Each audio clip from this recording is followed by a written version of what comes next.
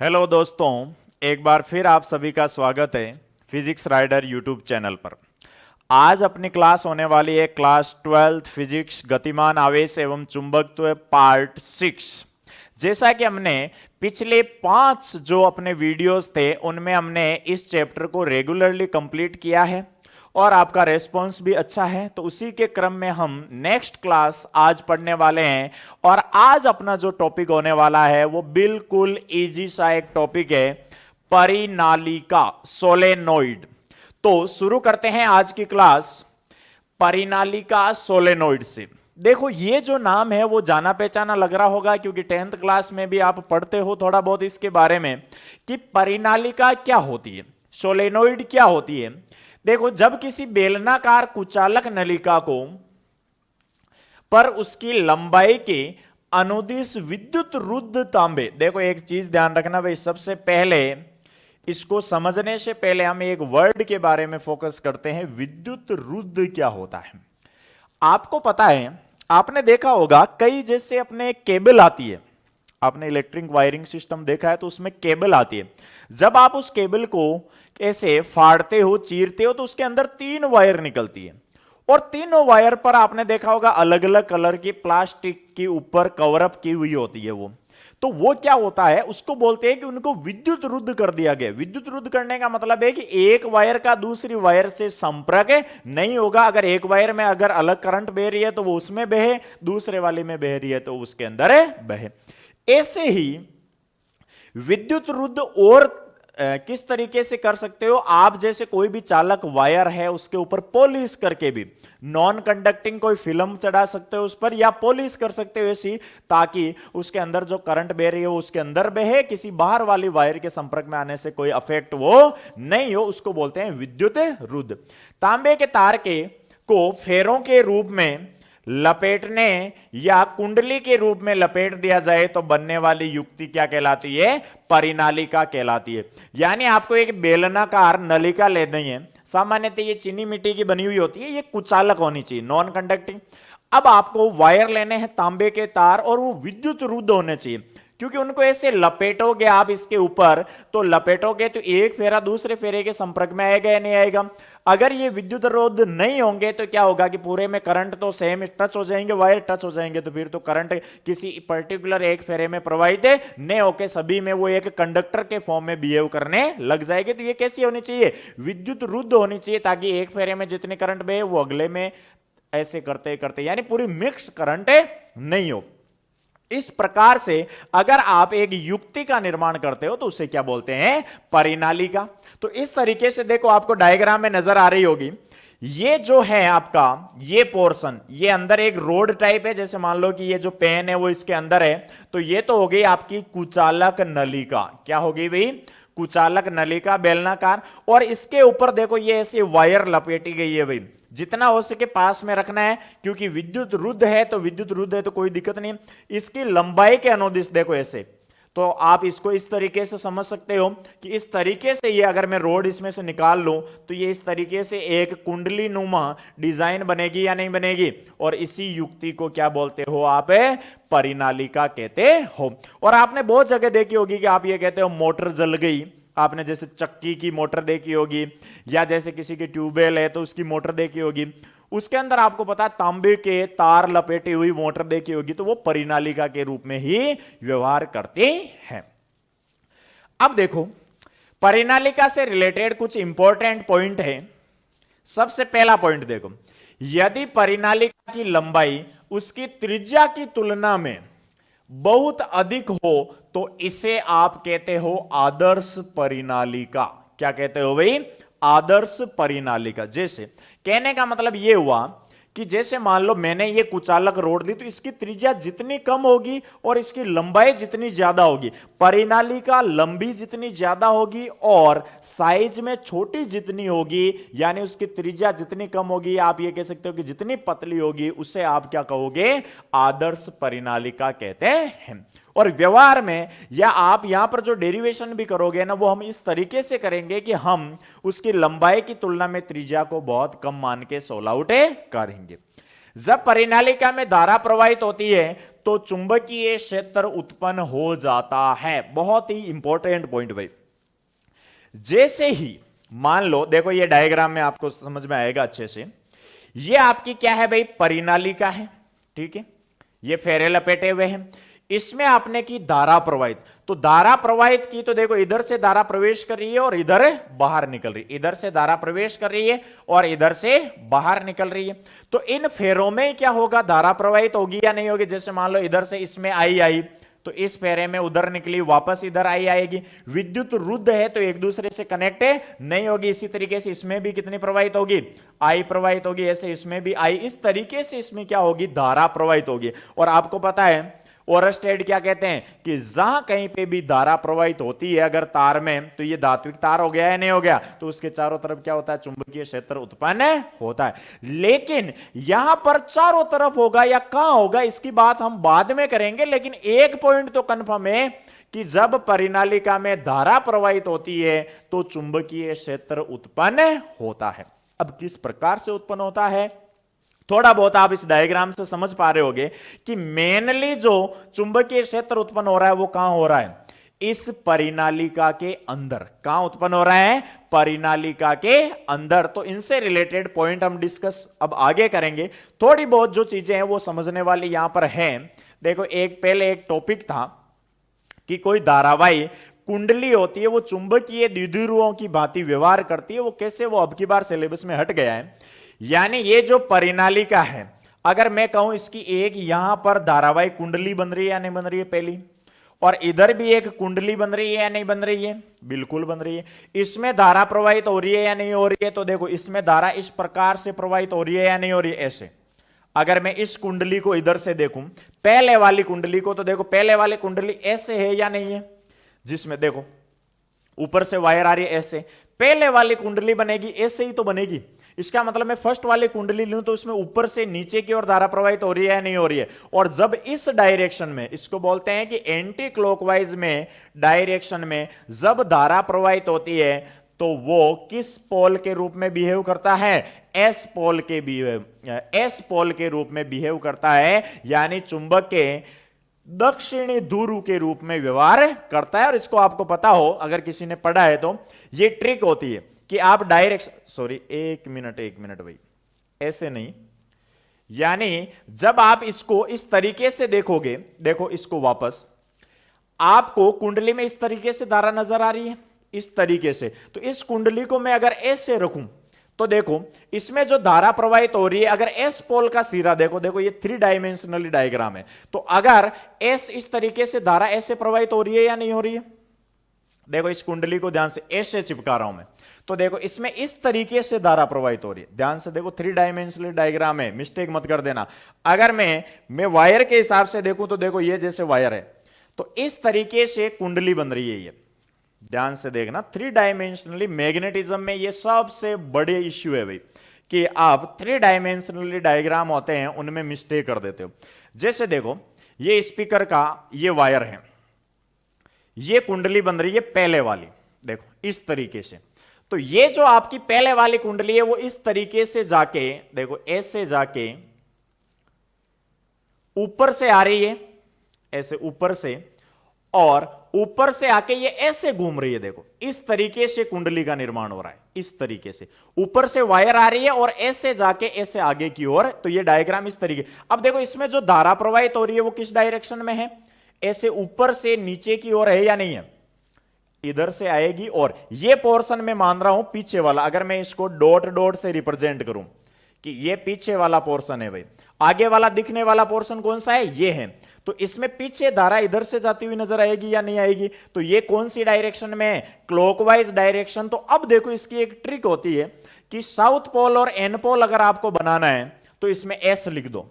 देखो अगर मैं इसका ऊपर वाले सिरे की डायरेक्शन बनाऊं तो ऐसे ही है, नीचे वाले की ऐसे। तो देखो कुंडली की डायरेक्शन में बन रहा है या नहीं बन रहा है। तो हम ये कहते हैं कि जब कोई वर्ताकार कुंडली में क्लॉकवाइज डायरेक्शन में धारा प्रवाहित होती है तो वो जो सिरा है वो किस ध्रुव के रूप में व्यवहार करता है, दक्षिणी ध्रुव के रूप में व्यवहार करता है। इसीलिए यहां पर ऐसा है। वैसे ज्यादा आपको लोड नहीं लेना है इस चीज का, कोई नहीं पूछेगा, लेकिन फिर भी समझते हैं।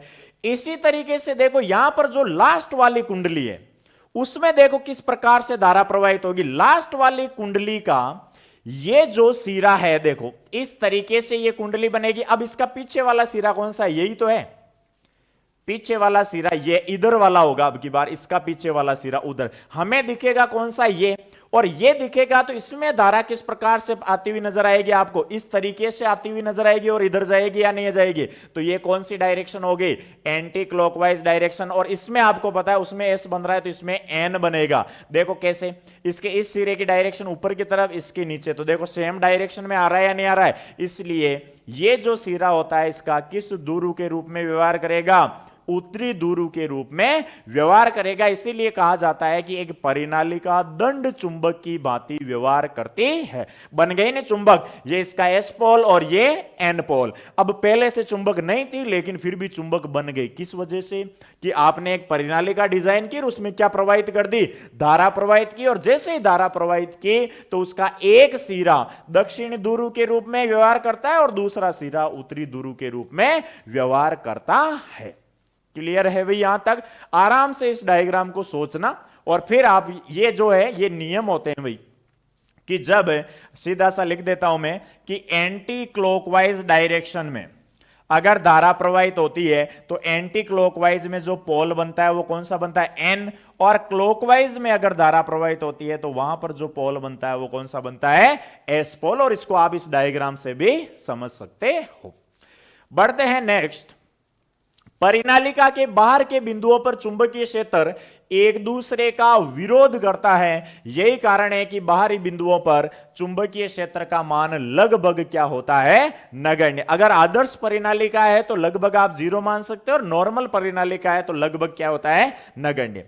देखो जैसे ये परिनालिका है, इसका बाहर वाला एंड ये है, इसी तरीके से इसका बाहर वाला एंड ये, मान लो यहां पर इस तरीके से धारा प्रवाहित हो रही है। आपको पता है, आपने एक चीज नोट की होगी कि भाई अगर मैं इस परिनालिका के कारण चुंबकीय क्षेत्र को मानूं चारों तरफ हो रहा है, तो जैसे एक चुंबकीय बल रेखा ये जा रही है, एक चुंबकीय बल रेखा ये जा रही है। अब हमने ओरस्टेड में एक चीज पढ़ी थी कि अगर मैं इस पूरे को एक वायर मानूं तो वायर के ठीक ऊपर जो होती है चुंबकीय क्षेत्र वो ठीक नीचे के विपरीत दिशा में होता है या नहीं होता है? ये चीज हमने वहां पे पढ़ी है। तो इसकी डायरेक्शन अगर मान लो इनवर्ड है तो इसकी क्या होगी? आउटवर्ड होगी। और ये दोनों एक दूसरे को क्या कर देंगे? कैंसिल कर देंगे। यानी उसकी अगर मान लो अंदर की ओर है तो इसकी क्या होगी? बाहर की ओर। तो दोनों एक दूसरे को कैंसिल कर देंगे। इस वजह से बाहरी बिंदुओं पर जो चुंबकीय क्षेत्र है वो लगभग नगण्य या आप 0 मान सकते हो। किसी भी आदर्श परिनालिका के अंदर चुंबकीय क्षेत्र सभी जगह समान होता है तथा परिनालिका के बाहर शून्य होता है। इंपॉर्टेंट पॉइंट है भाई, मेनली आपको यह ध्यान में रखना है। मेन इंपॉर्टेंट पॉइंट सीधा सा 1 नंबर का पूछा जा सकता है कि किसी आदर्श परिनालिका या परिनालिका के बाहर चुंबकीय क्षेत्र कितना होता है? तो आपको आंसर देना है 0। ठीक है। अंदर कितना होता है? तो अंदर सभी जगह समान होता है। और मैं लिख सकता हूं कि सबसे ज्यादा प्रबल होता है। क्या होता है? सबसे ज्यादा प्रबल। और कह सकते हो आप एक समान होता है ये। तो प्रबल या एक समान जो चुंबकीय क्षेत्र होता है वो कहां मिलता है आपको? परिनालिका के अंदर। बाहर तो क्या होता है कि चुंबकीय क्षेत्र ऊपर वाला नीचे वाले को विपरीत दिशा में होने के कारण नष्ट कर देता है, जिस वजह से कैसा मिलता है आपको?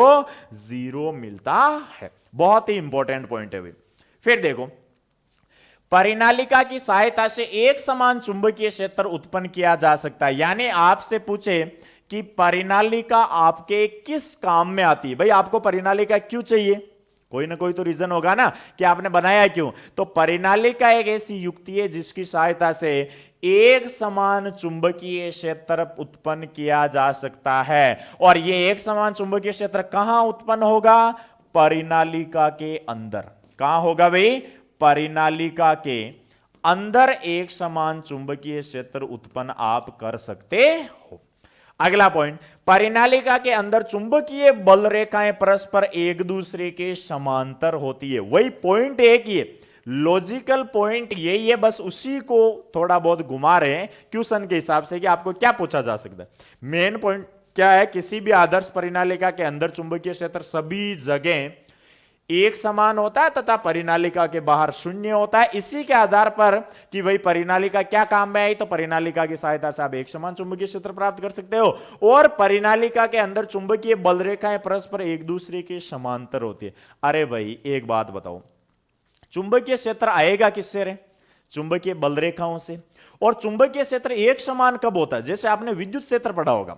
चलो चुंबकीय बल रेखाएं तो अभी हमने पढ़ी नहीं है, अगले चैप्टर में आप पढ़ोगे, लेकिन विद्युत क्षेत्र तो पढ़ा है ना आपने। आपने देखा होगा कि एक समान विद्युत क्षेत्र कब आता है रे? जब आप ये कहते हो कि विद्युत बल रेखाएं जब परस्पर समांतर और समान दूरी पर होती है तो इसको क्या कहते हो आप? एक समान विद्युत क्षेत्र। इसी तरीके से जब चुंबकीय बल रेखाएं परस्पर समांतर और समान दूरी पर होती है तो उसे भी क्या बोलते हो? एक समान चुंबकीय क्षेत्र। और अंदर जब चुंबकीय बल रेखाएं परस्पर एक दूसरे के समांतर होगी तभी तो अंदर क्या आएगा? एक समान चुंबकीय क्षेत्र आएगा। क्लियर है भाई? ये परिनालिका से रिलेटेड कुछ इंपॉर्टेंट पॉइंट्स थे जो आपको समझाते हैं कि आपको परिनालिका क्यों चाहिए या परिनालिका में क्या होता है। अब आपके सिलेबस में परिनालिका से रिलेटेड एक बहुत ही इंपॉर्टेंट डेरिवेशन है भाई, तो करते हैं इस डेरिवेशन को। देखो, परिनालिका के कारण परिनालिका के अंदर चुंबकीय क्षेत्र, अंदर ही क्यों रहे? क्योंकि बाहर तो चुंबकीय क्षेत्र परिनालिका के क्या होता है? जीरो। कई बार आपके बोर्ड एग्जाम में ये क्वेश्चन आया हुआ है 1 नंबर का कि परिनालिका के बाहर चुंबकीय क्षेत्र का मान कितना होता है, तो ये आपको ध्यान रखना है भाई। परिनालिका के बाहर चुंबकीय क्षेत्र क्या होता है? जीरो होता है।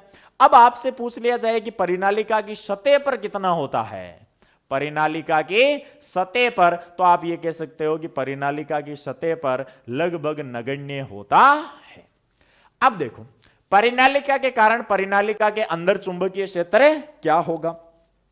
तो माना कि एक आपके पास परिनालिका है जिसकी लंबाई मान लो आप L है। कितनी लंबाई है? टोटल परिनालिका की लंबाई L है। मैं मान लेता हूं कि इसकी टोटल लंबाई कितनी है? L है। अब इस परिनालिका में देखो, आपको पता है परिनालिका में जो फेरे होते हैं इस तरीके से ही होते हैं, इस तरीके से। अभी जैसे पिछला हमने डायग्राम बनाया, मैं अभी के लिए इसमें बना रहा हूं, फिर हटा देंगे इसको। इस तरीके से होते हैं या नहीं होते हैं फेरे? यानी चारों तरफ इस तरीके से कुंडल, इसको अलग आपने सिस्टम से दर्शाया, लेकिन एक्चुअल में परिनालिका ऐसे होती है या नहीं होती है? बिल्कुल होती है। अब देखो, यहां पर अगर हम इनको फेरों के रूप में न लेके थोड़ा सा डेरिवेशन करने के तरीके से हम इसको अलग से लेंगे। अगर मैं इसका डायग्राम ऐसे बनाऊं अलग से कि मान लो आपके पास परिनालिका है एक इस तरीके से। अब देखो, इसमें धारा आई प्रवाहित हो रही है, तो मुझे ये बताओ, इधर जाएगी ऊपर से नीचे से होते हुए वापस आई इसमें ऊपर जाएगी, इधर से आएगी वापस आई ऊपर, ऐसे जा रही है या नहीं जा रही है? अगर मैं आपसे कहूं कि ऊपर वाले जो सिरे हैं, ऊपर वाले सिरे, यहां पर धारा अंदर प्रवेश कर रही है या नहीं कर रही है? बिल्कुल अंदर कर रही है। और इससे नीचे वाले सिरे से बाहर आ रही है या नहीं आ रही है? अब यहां पर देखो, वैसे तो जो क्रॉस और डॉट होते हैं ना वो चुंबकीय क्षेत्र को दर्शाते लेकिन यहां पर हम परिनालिका वाले केस में धारा को भी क्रॉस और डॉट से दर्शाएंगे। जहां पर क्रॉस तो क्या बताएगा कि धारा अंदर प्रवेश कर रही है और डॉट क्या बताएगा? बाहर प्रवेश कर रही है। इसीलिए ये डायग्राम इस तरीके से कि इसके अंदर फेरे तो हैं, लेकिन ये डॉटेड क्या बता रहे हैं कि धारा बाहर आ रही है, और क्रॉस क्या बता रहे हैं कि धारा अंदर जाएगी। देखो ऐसे फेरा होगा, मान लो ऐसे फेरे, तो ऊपर वाले सिरे से बाहर आएगी और नीचे वाले में अंदर प्रवेश करेगी, वापस ऊपर वाले में ऐसे फेरे होंगे, तो इस तरीके से बनेगा या नहीं बनेगा? उनको दर्शाने के लिए यहां पर ऊपर वाली कंडीशन में हमने डॉट ले रखे हैं और नीचे वाली कंडीशन में हमने क्या ले रखे हैं? क्रॉस। ये डायग्राम आप ध्यान से देख सकते हो। एक बार मैं इसको जूम करके दिखा देता हूं आपको पूरा परफेक्टली।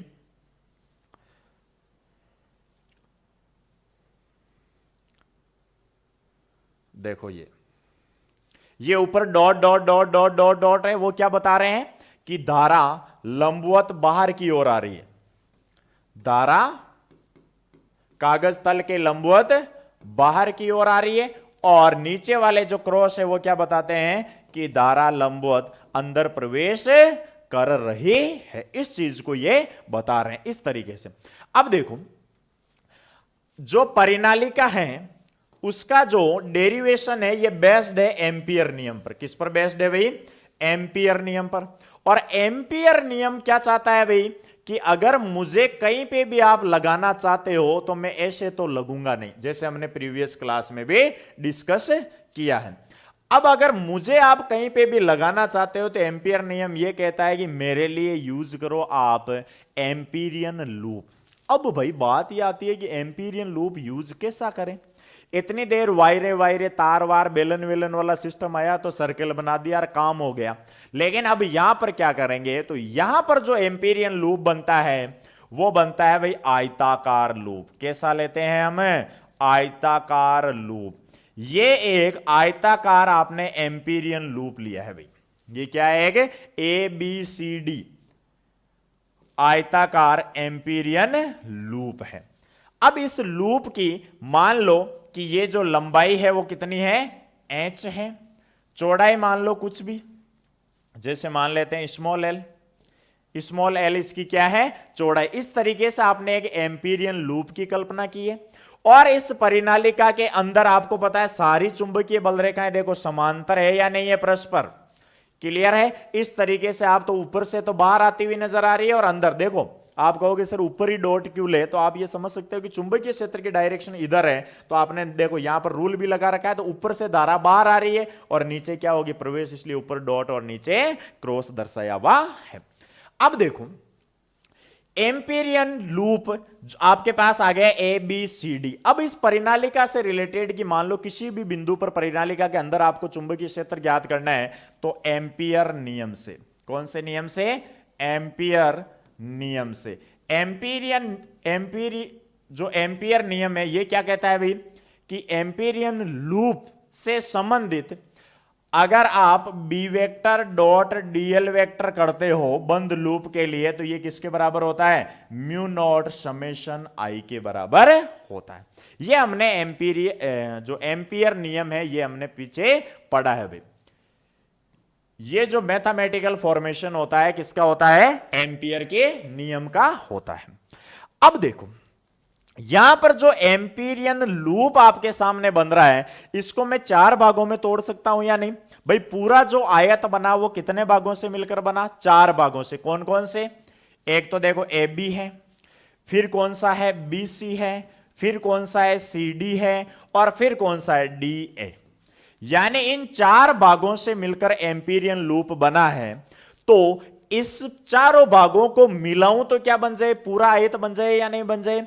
तो यहां पर जो बंद लूप है इसका रेखा समाकलन देखो, इसको आप इस तरीके से लिखोगे कि समाकलन B vector dot dl vector किसका रे, AB का, किसका, AB का, plus B vector dot dl vector किसका, सेकंड वाला ले लो BC का, plus B vector dot dl vector किसका, CD का, और plus B vector dot dl vector किसका, बचा कौन, DA का। ये किसके बराबर होगा, म्यू नॉट समेशन आई। क्या ऐसे लिख सकता हूं क्या, बिल्कुल, क्योंकि एम्पियर का नियम क्या कहता है कि टोटल बंद लूप का रेखा समाकलन आपको चाहिए। तो बंद लूप अपना 4 भागों से मिलकर बना है, तो आप उसको अलग अलग तोड़ के लिखोगे, वापस मिलाओगे तो यही आ जाएगा बंद लूप।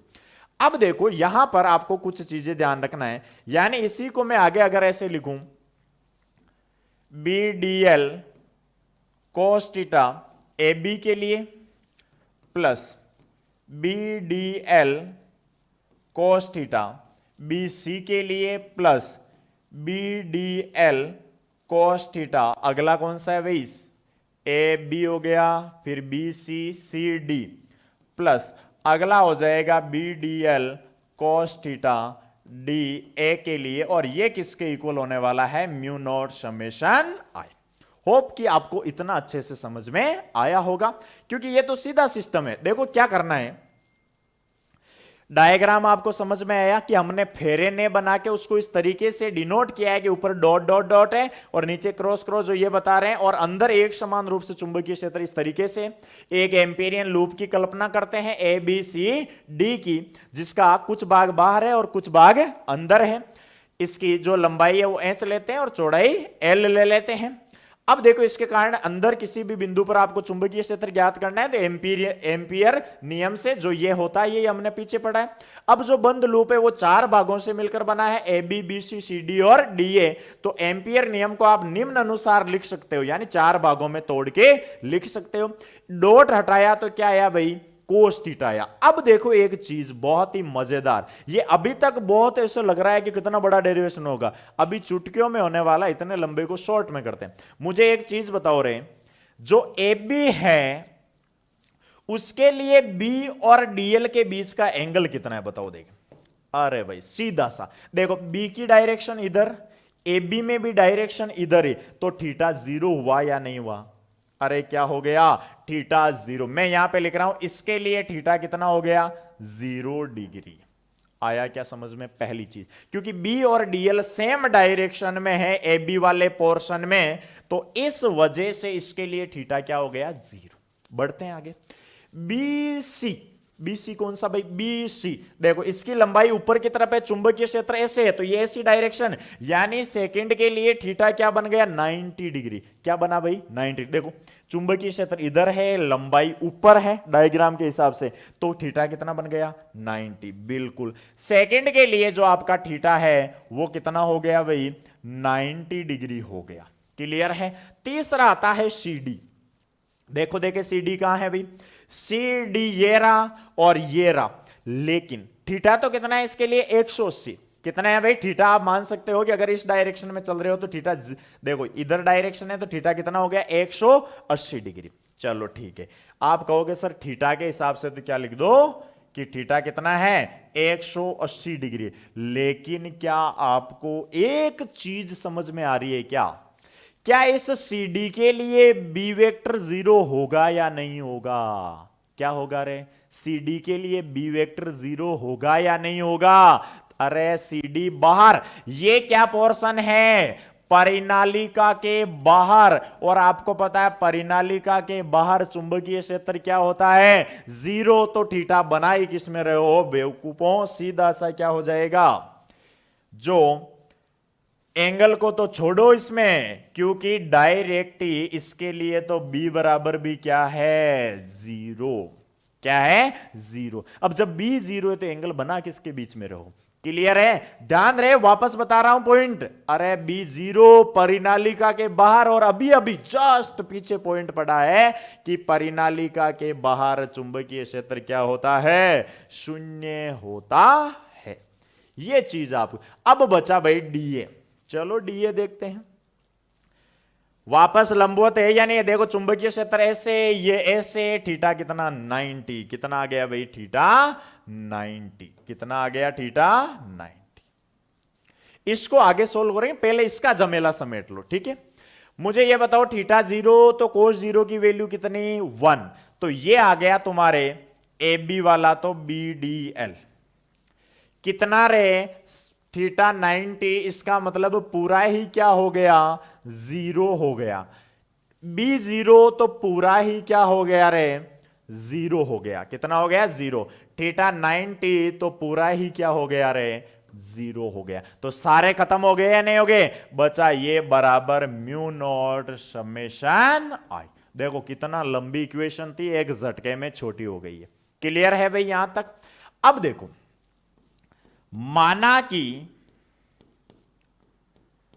परिनालिका की लंबाई L है, वे परिनालिका की L लंबाई में फेरों की संख्या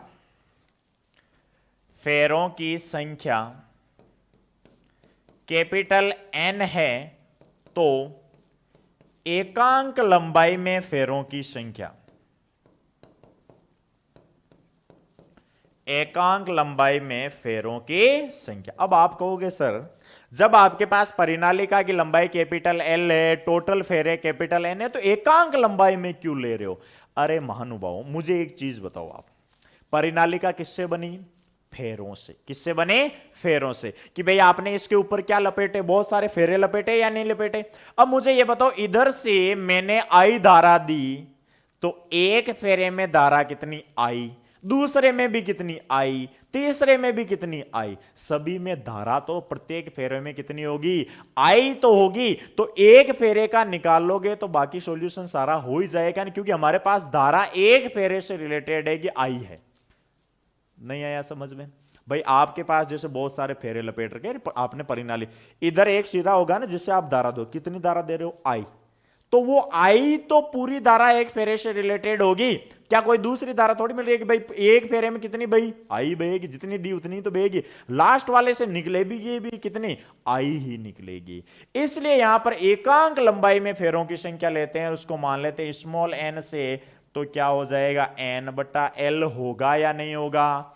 यानी एकांक लंबाई में फेरों की संख्या कितनी आ गई? एन बराबर कैपिटल एन बटा एल।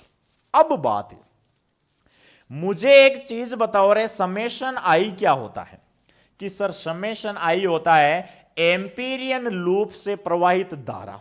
चलो ठीक है, एम्पीरियन लूप ये है, इसमें से प्रवाहित धारा कौन सी होगी? तो मुझे ये बताओ, एम्पीरियन लूप का सारा झंझट तो खत्म होगा, बचा तो ए बी ना। और ए बी की लेंथ कितनी है रे? एच है या नहीं है? इसका मतलब यह हुआ कि आपको समेशन आई वही लेनी है जो किससे प्रवाहित हो? एच लंबाई से प्रवाहित हो। अब देखो, मान लो यहां से फेरे स्टार्ट हुए ऐसे, ये सारे फेरे चल रहे हैं, यानी टोटल एल लेंथ में फेरे कितने हैं भाई? यानी यहां से लेकर एल लेंथ है, उसमें टोटल फेरे कितने? एन है। एक फेरे में धारा कितनी? आई। एक फेरे में धारा कितनी? आई। तो मुझे यह बताओ, एच लंबाई में फेरे कितने होंगे? तो टोटल तो होंगे नहीं, यानी यहां से लेके यहां तक वाले फेरे ही तो काउंट करना है, क्योंकि एम्पीरियन लूप तो यहां तक ही बन रहा है। क्लियर है? तो एल लंबाई में फेरे एन, तो एकांक लंबाई में कितने? स्मॉल एन बराबर कैपिटल एन बटा एल। तो एच लंबाई में फेरे कितने हुए? तो एन इंटू एच हुआ या नहीं हुआ? आया समझ में? भाई हमें तो केवल यहां तक ही तो लेना है। तो एकांक लंबाई में स्मॉल एन है, तो एच लंबाई में कितने हो जाएंगे? N H. और एक फेरे में धारा कितनी? आई। तो एन एच फेरों में कितनी? N H I. बिल्कुल आ गया समझ में। देखो क्या कहना चाह रहा है, तो एच लंबाई में फेरों की संख्या, फेरों की संख्या, क्योंकि हमारा एम्पीरियन लूप केवल एच लंबाई तक ही तो बचा है, बाकी तो सारे जीरो हो गए। तो कितना हो जाएगा? N H. भाई एकांक लंबाई में एन है, तो एच लंबाई में कितना हो जाएगा? N H. चूंकि एक फेरे से प्रवाहित धारा आई है, तो एनएच फेरों से प्रवाहित धारा जो आपको चाहिए, प्रवाहित धारा कितनी हो जाएगी भाई? जिसको आपने समेशन आई लिख रखा है, मेरे हिसाब से एन एच आई हो जाएगी। ये आ गया आपके पास समेशन आई। ध्यान रहे, अगर किसी ने प्रीवियस वीडियो नहीं देखा है तो एम्पियर नियम, एम्पीरियन लूप में समेशन आई क्या होता है, ये आप अच्छे से प्रीवियस वीडियो जाके देखो, उसमें समझ में आएगा कि कौन सी चीज लेनी है और कौन सी नहीं लेनी। ये आपके पास समेशन आई आ गया। बस अब कुछ नहीं करना भाई, बीडीएल, ए बी से रिलेटेड बीडीएल था, और म्यू नॉट, और समेशन आई की जगह क्या आ गया? N H I. अब देखो बी तो कांस्टेंट फॉर्म में बाहर आ जाएगा, ए बी डी एल बराबर mu not an H I. अब बताओ भाई डीएल क्या होने वाला है? जहां ए बी डी एल यानी ए बी की टोटल लेंथ, ए बी की टोटल लेंथ आपको डायग्राम में अच्छे से दिख रही होगी कि कितनी मान रखी है? अरे एच ही तो, अरे ए बी की टोटल लेंथ यही तो है, और कितनी मान रखी है? एच। तो कितनी हो जाएगी? एच। रख दो वैल्यू, तो बी एच बराबर mu not an H I. H से एच गया, बच गया बी बराबर म्यू नॉट एन आई।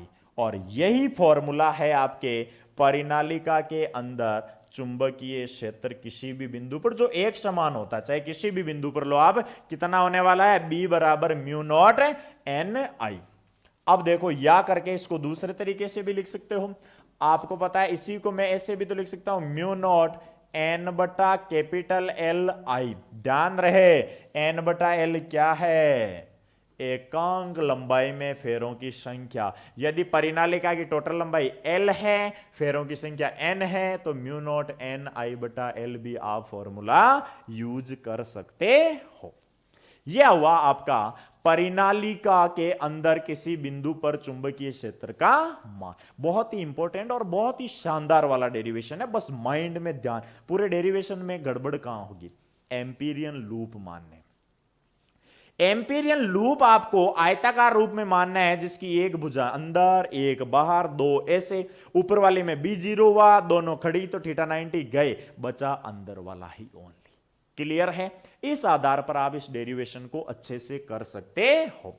यह कंडीशन थी कि जब परिनालिका के अंदर निर्वात या वायु हो तब हम म्यू नॉट ले रहे हैं। मान लो निर्वात की जगह कोई माध्यम हो तो म्यू नॉट की जगह क्या लोगे, ओनली म्यू, या म्यू की जगह फिर म्यू नॉट म्यू आर भी यूज कर सकते हो। वो बेसिक प्रोसेस है, आप खुद समझ सकते हो, बार बार वही चीजें यूज करते हैं। तो आप अच्छे से इस डायग्राम डेरिवेशन को नोट कर सकते हो। अब इससे रिलेटेड अपने एनसीईआरटी में एक न्यूमेरिकल प्रॉब्लम है, उसको सोल्व आउट करते हैं भाई। देखो कोई परिनालिका जिसकी लंबाई,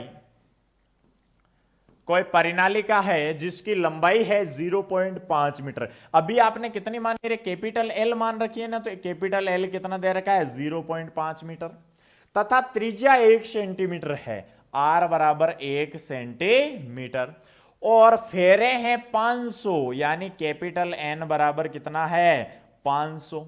इसमें 5 एम्पियर विद्युत धारा प्रवाहित हो रही है, आई बराबर कितना है, 5 एम्पियर। तो परिनालिका के भीतर चुंबकीय क्षेत्र ज्ञात करो। ये चीजें आपको सारी दे रखी है। अंदर चुंबकीय क्षेत्र का फॉर्मूला क्या होता है, तो आप कहोगे सर म्यू नॉट एन आई, या आप कह सकते हो म्यू नॉट कैपिटल एन आई बटा एल। अभी अभी निकाला है। क्या आपको एकांक लंबाई में फेरों की संख्या दे रखी है क्या, नहीं, आपको टोटल लंबाई और फेरे दे रखे हैं। तो मेरे हिसाब से इससे इजी कोई क्वेश्चन हो नहीं सकता। म्यू नॉट की वैल्यू कितनी, 4 पाई इंटू 10⁻⁻⁷, एन की वैल्यू कितनी, 500, आई की वैल्यू कितनी, आई की वैल्यू 5 बटा लेंथ कितनी है भाई, 0.5, त्रिज्या का कोई रोल ही नहीं है। तो देखो इसको सोल्व आउट करके आप इस क्वेश्चन का आंसर दे सकते हो। अब देखो कैलकुलेशन में यहां नहीं कर रहा हूं, वो आपको सेल्फ करना है, आंसर टेस्ला में आ जाएगा। बिल्कुल इजी सा क्वेश्चन है, सिर्फ वैल्यूज रखने हैं। बढ़ते हैं नेक्स्ट टॉपिक की ओर। नेक्स्ट भी बहुत इंपॉर्टेंट टॉपिक है भाई। देखो आज वाले ये 2 टॉपिक मेनली मैं इस क्लास में करवा रहा हूं, ये इतने इंपॉर्टेंट है कि इनसे रिलेटेड 100% क्वेश्चन आने के चांस है, चाहे बड़ा हो चाहे छोटा। 2 समांतर धारावाही तारों के मध्य चुंबकीय क्षेत्र। देखो क्या होता है, आपके सामने ये 2 समांतर धारावाही तार थे, इनमें हमने धारा प्रवाह करके देखा। एक में धारा का प्रवाह किया सेम डायरेक्शन में और एक में किया अपोजिट डायरेक्शन में। देखो पहले जो ये तार थे ना बिल्कुल सीधे थे ऐसे, ठीक है, इस तरीके से बिल्कुल सीधे तार थे। हमने इसमें धारा प्रवाह किया, देखो इस तरीके से, इसका मतलब ऊपर से धारा बाहर निकल रही है और इसमें प्रवेश कर रही है। इसका मतलब यह हुआ कि इस डायरेक्शन में धारा प्रवाहित हो रही है, तभी तो इधर से बाहर निकलेगी। भाई आप यहां बैटरी जोड़ रहे हो तो इधर से धारा दी, तो देखो यहां पर ये 2 भागों में डिवाइड हो रही है, तो इसमें से आई इधर प्रवाहित होगी, तो इसमें से भी तो आई प्रवाहित इधर ही होगी। भाई I1 मान लो, इसमें I2 मान लो, तो इस डायरेक्शन में ही तो प्रवाहित होगी। जब सेम डायरेक्शन में धारा प्रवाहित हुई तो हमने ये देखा कि इनके बीच में क्या हो रहा है, आकर्षण। क्या हो रहा है, आकर्षण। और इस आकर्षण के कारण ये जो वायरें पहले यहां पर थी वो आपस में क्या हो जाती है, आकर्षित हो जाती है। फिर हमने क्या किया, इसी प्रैक्टिकल को दूसरी कंडीशन में दोहराया कि इसमें से तो देखो धारा प्रवाहित की आई और इसमें से ली आई। देखो इस सर्किट से समझना, देखो इसमें तो इधर से पूरा ज्वाइंट करके निकल रहा है, इसमें दे रहे हो तो इधर से दोगे तो डिवाइड होगी तो सेम डायरेक्शन में जाएगी नहीं, लेकिन इसमें देखो एक तरफ से दे रहे हो और एक तरफ से घूम के आ रही है। इसका मतलब ये हुआ कि ये जो वायर जो पहले ऐसे थी सीधी बिल्कुल आपको दो समांतर थी, इसमें इधर से तो धारा आप आई दे रहे हो और इसमें से आई ले रहे हो, तो मुझे ये बताओ दोनों वायरों में अपोजिट धारा होगी या नहीं होगी, विपरीत दिशा में धारा होगी। और विपरीत दिशा में जब धारा प्रवाहित की तो यह देखा गया कि दोनों तारों में क्या हो रहा है भाई, प्रतिकर्षण, एक दूसरे से दूर जाने का प्रयास ये कर रहे हैं। तो देखो क्या लिखा हुआ है कि जब दोनों तारों में धारा एक ही दिशा में प्रवाहित होती है तो ये परस्पर क्या करते हैं, आकर्षित। बहुत ही इंपॉर्टेंट पॉइंट है भाई, जब सेम डायरेक्शन में धारा प्रवाहित होती है तो इनके बीच में क्या होगा, आकर्षण होगा। आप इसको अच्छे से बना सकते हो कि पहले वाली कंडीशन में ये कहां पर थे, देखो यानी इनिशियली ये थे कहां पे भाई, यहां पर थे इस कंडीशन, और जैसे ही इनके अंदर धारा प्रवाहित हुई सेम डायरेक्शन में, तो सेम डायरेक्शन में धारा प्रवाहित होने की वजह से इनमें क्या हो गया, आकर्षण हो गया, और आकर्षण की वजह से ये कहां आ गए, पास पास आ गए, इस तरीके से। क्लियर है। इसी तरीके से सेकंड वाले में आ जाओ, परंतु जब धारा विपरीत दिशा में प्रवाहित होती है तो ये परस्पर क्या होते हैं, प्रतिकर्षित होते हैं। तो देखो ये मान लो इनिशियली यहां पर थे इस तरीके से, ठीक है। अब जैसे ही आपने इसमें धारा प्रवाहित की तो धारा प्रवाहित करने की वजह से अगर अपोजिट डायरेक्शन में धारा प्रवाहित हुई तो अपोजिट डायरेक्शन में धारा प्रवाहित होने की वजह से ये अपनी मूल स्थिति से हो गए विक्षेपित, और विक्षेपित किस डायरेक्शन में हुए भाई, प्रतिकर्षित हो। तो समान डायरेक्शन में धारा प्रवाहित करोगे तो आकर्षित होंगे, विपरीत दिशा में धारा प्रवाहित करोगे तो क्या होगा, प्रतिकर्षण होगा। यह किसको बता रहा है, तो यहां लिख देता हूं, आकर्षण। और यह किसको बता रहा है भाई, प्रतिकर्षण, कि विपरीत दिशा में धारा प्रवाहित होगी दोनों तारों में तो प्रतिकर्षण, और समान में होगी तो ये प्रयोगों के आधार पर भी देखा गया और अभी इसको प्रूव भी करेंगे। तो अगला टॉपिक यही है कि दो समांतर धारावाही तारों की प्रति एकांक लंबाई पर लगने वाले चुंबकीय बल को ज्ञात करो और बताओ कि किस प्रकार से सेम डायरेक्शन में धारा प्रवाहित होगी तो अट्रैक्शन होगा, और विपरीत प्रकृति में धारा, विपरीत दिशा में धारा प्रवाहित होगी तो प्रतिकर्षण होगा। तो देखो करते हैं स्टार्ट। सबसे पहले यह है भाई डायग्राम नंबर ए और यह है डायग्राम नंबर बी। सबसे पहले हम बात करते हैं ए की और फिर बात करेंगे बी की।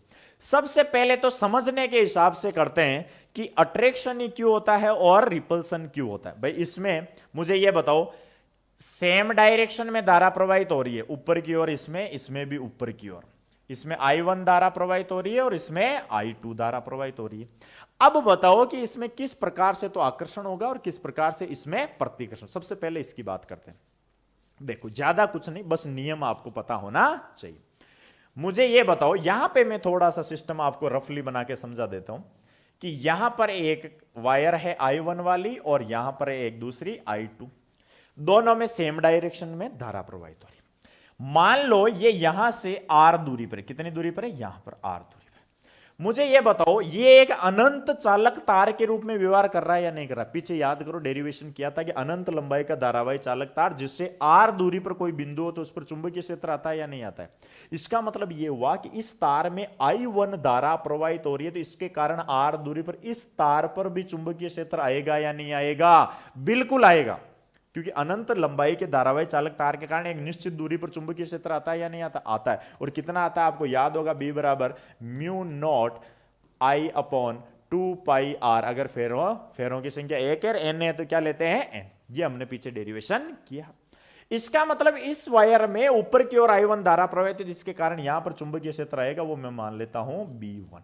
कितना मान लेता हूं, B1। अब बात यह है कि उसकी डायरेक्शन क्या होगी, तो डायरेक्शन क्या होगी भाई, इसमें धारा वही अंगूठा वाला धारा ऊपर की ओर है, चुंबकीय क्षेत्र इधर, तो मुझे यह बताओ अंदर की तरफ होगा या नहीं होगा, क्रॉस रूप में, अरे अंदर होगा या नहीं होगा, ऐसे चुंबकीय क्षेत्र अंदर की ओर होगा या नहीं होगा, बिल्कुल होगा।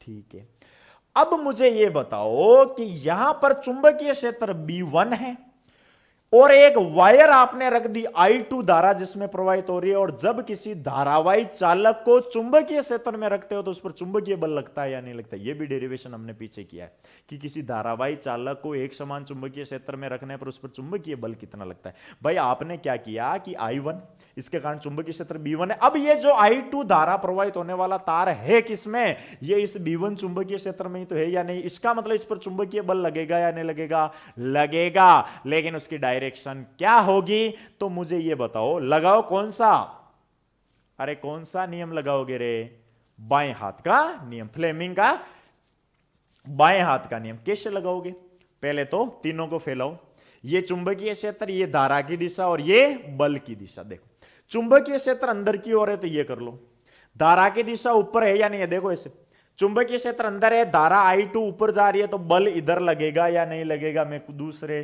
कलर से दर्शा रहा हूं, मुझे ये बताओ इसके कारण बल इधर लगेगा या नहीं लगेगा।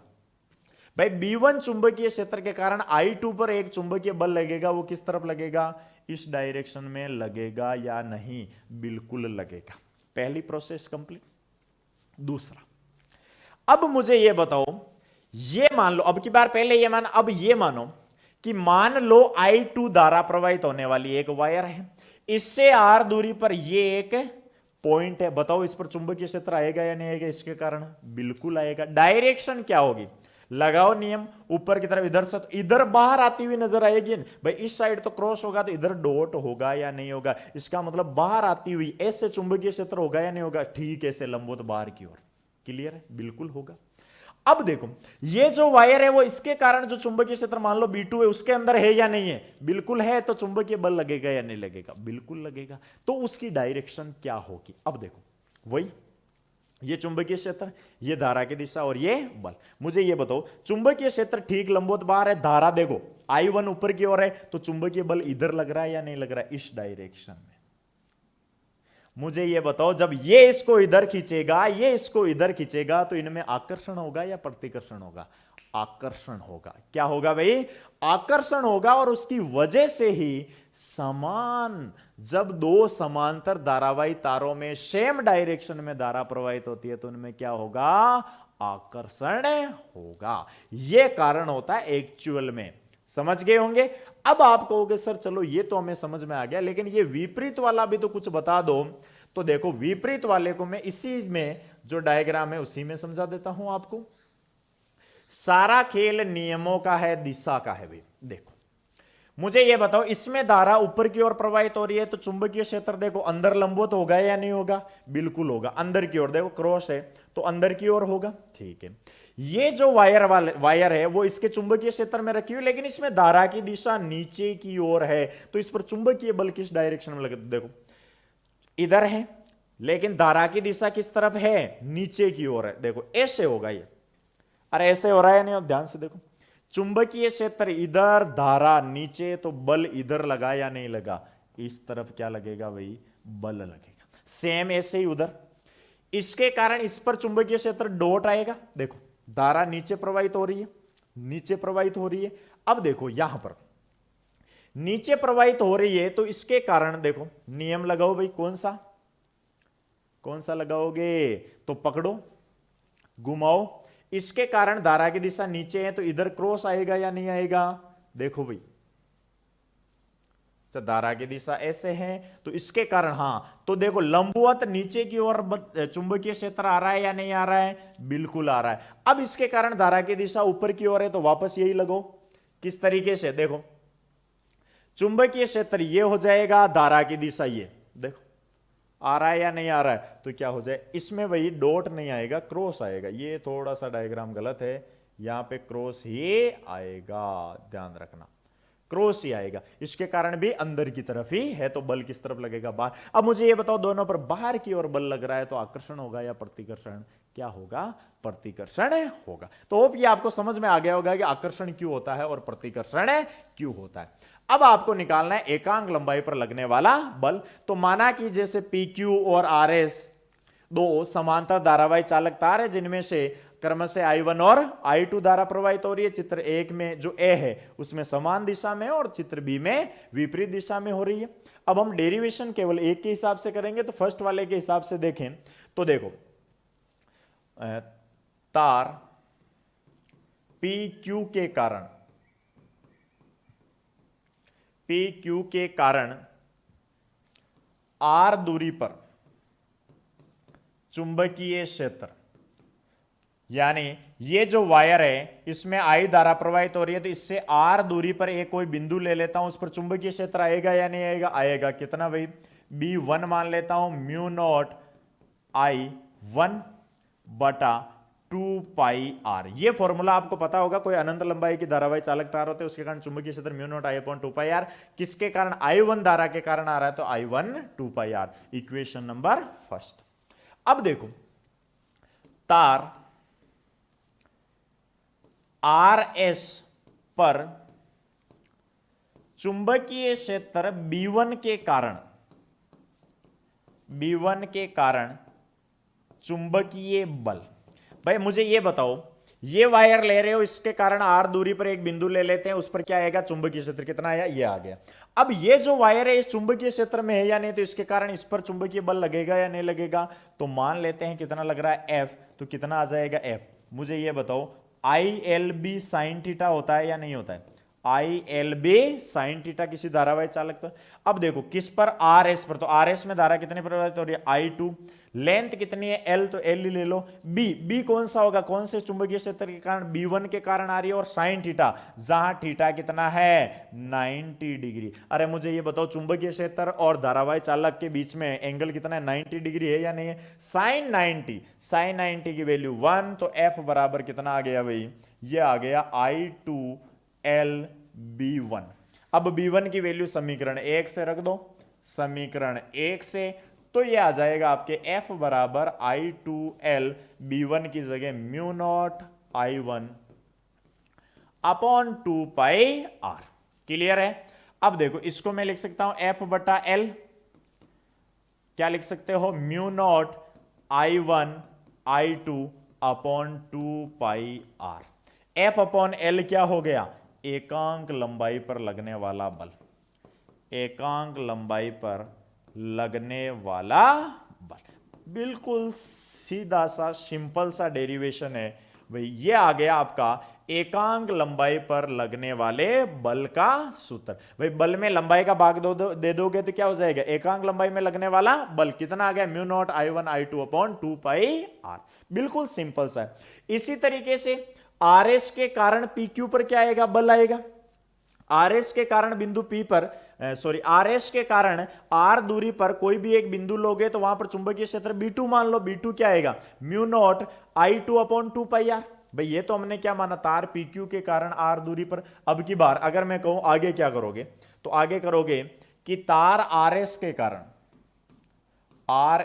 कारण R दूरी पर चुंबकीय क्षेत्र, तो इसको मैं B2 नाम दे देता हूं। तो B2 बराबर क्या आएगा? म्यू नॉट I2/2πr आएगा या नहीं आएगा? क्लियर है? सेम है, उल्टा कर दो, इसके कारण भी R दूरी पर, तो B2 मान लो, ये जो इधर आ रहा है। ठीक है, अब मुझे ये बताओ, इस B2 के कारण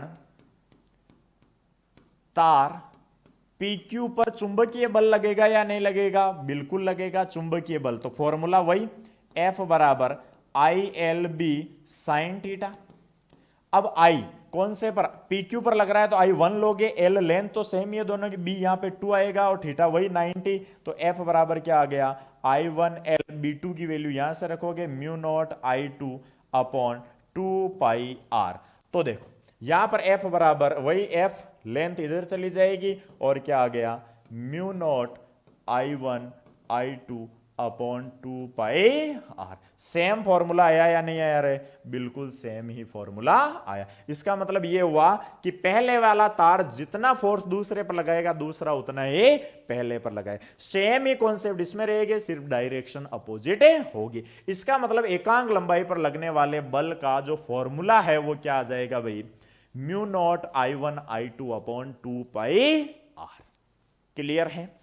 अब इस फॉर्मूले का यूज बहुत ही अच्छी जगह होता है भाई, और वो है मानक एम्पियर की परिभाषा देने में। कई बार बोर्ड में सीधा सीधा क्वेश्चन आया है कि मानक एम्पियर को परिभाषित कीजिए। देखो, डेफिनेशन पढ़ने से पहले कुछ चीजें देखते हैं। अभी आपको एकांक लंबाई में लगने वाले बल का फॉर्मूला क्या मिला भाई, F/L बराबर mu naught I1 I2 upon 2πr। इसी फॉर्मूले से बना हुए, देखो कैसे,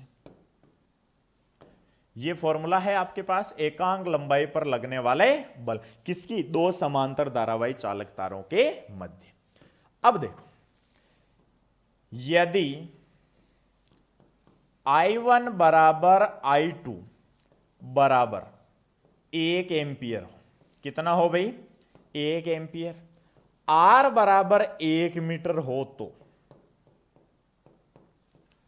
R बराबर 1 मीटर हो और लेंथ भी कितनी हो भाई, एकांक लंबाई है तो 1 मीटर हो तो वैल्यू रखो F बराबर F/1, लेंथ 1, म्यू नॉट की वैल्यू कितनी होती है, तो आप कहोगे सर म्यू नॉट की तो फिक्स है 4π इंटू 10⁻⁷।